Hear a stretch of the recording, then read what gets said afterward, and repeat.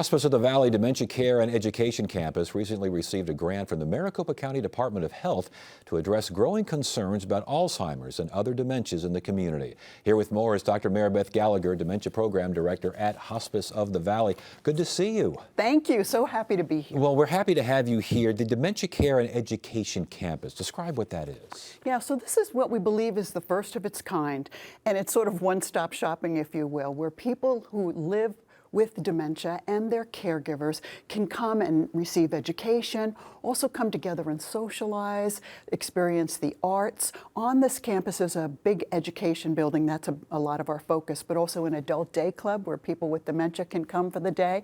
There's also a child center, and so it's beautiful if you've ever heard about the intergenerational benefits. Yes. And the children go over to visit grandmas and grandpas during the day. And eventually we have an assisted living facility and a small dementia unit there as well. It looks like a wonderful place, and it looks like it's a place where families can kind of decompress maybe a little bit and get things going. With that in mind now, you received a contract from the Maricopa County Department of Health. What's that all about? Oh, we're so thrilled. This is exclusively to educate 3,000 Maricopa County healthcare providers on dementia. Oftentimes they are the first line for meeting people with dementia. Interesting. So this is primary care physicians. Is that what we're talking about So here? nurse practitioners, physician's assistants, yeah. And the idea is to educate them so that they can recognize something's going on here. Yes, because 90% of the primary care providers are saying that they're really experiencing this increasing number of people with dementia, but 50% of them are saying that they feel that they have very little preparation to do this well. And so that's going to be our focus. And so when you talk about that and that the focus of helping them prepare, what does that involve? You know, so Dr. Maya Angelou has that great saying that goes something like, when we know better, we do better. So a tremendous amount of this is education on how to recognize, how to diagnose, how to manage the treatments, all with the focus of how do you live well with dementia, if you're the person with dementia or the caregivers. Is that something that kind of gets lost because there's a lot of clinical stuff here and a lot of medication there and testing and results, as opposed to quality of life? Does it get lost? It does. I mean, there's a stigma about dementia, huh? Mm-hmm. We think of this person and forlorn, and we really want to shatter that stigma to say, indeed, there are challenges, but also when we know better and do better, we can experience quality of life in so many ways. And it's important, I would imagine, to support these folks and to get these diagnoses in line well before hospice care. Absolutely. You know, when people hear the word Hospice of the Valley, of course, they think of end of life, but we're so much more now. We have programs for people at any stage with any type of dementia, and oftentimes these programs are at no cost. Interesting. Supportive Care for Dementia program. Yes. Explain that program. Yeah. So the Supportive Care for Dementia program is no cost, again, for any stage of dementia, people living alone with dementia, any type of dementia, and it goes in and helps the person wherever they're at meeting the challenges. A lot of times this is particularly for the families or the friends, the caregivers.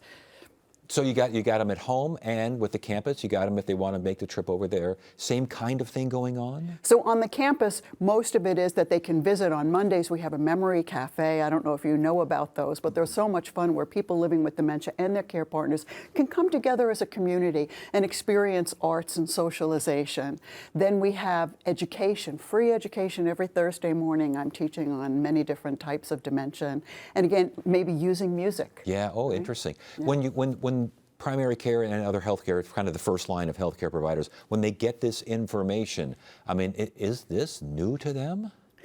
Yeah, unfortunately it is, and God bless them because they work so hard, but it's just impossible to be able to have all of this information, stay really current, and also be aware of the growing resources that are out in the community. Yes. So we're very excited, and they don't have to come to us. We'll go to them to educate them. What are some of those resources?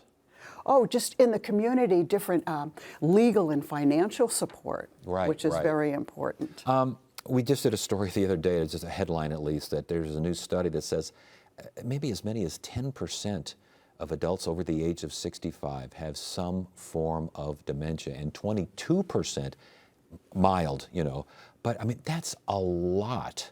Are they increasing? What's going on out there? Okay, so are you aware that Arizona has the highest growth rate of people with dementia in the whole United States? Yes. Okay, yes. yeah.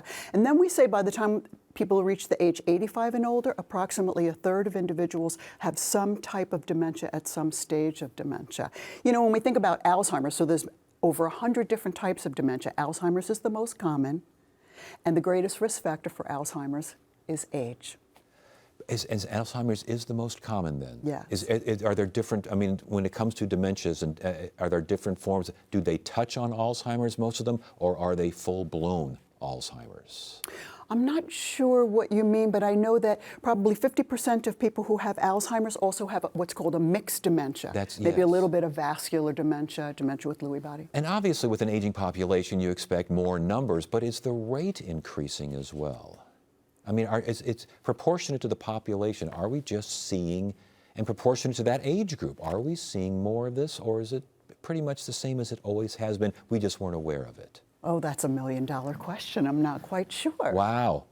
So I guess that's part of what you find out, huh? That's what we're going to be doing, yeah. You know, I do think that it's more on our radar. Do you remember when we were kids and our elders had hardening of the arteries, yes. right? And also we thought, oh, when you get older, you get a little kooky. Well, that's not true.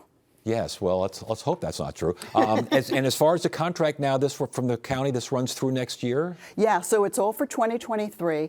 Again, any health provider that's interested, please contact us. Again, it's at no cost, and you'll get continuing medical education points too. Oh, that counts a lot. Yeah, it does. Yes. Oh, so just Hospice of the Valley? Yeah, so actually the most direct would be education@dementiacampus.org. Or, can I give you a phone number? Sure. Because it'll be on your website. 602-767-8300. Or call Hospice of the Valley and say the word dementia education. Yeah, and they'll get you right there. Yeah.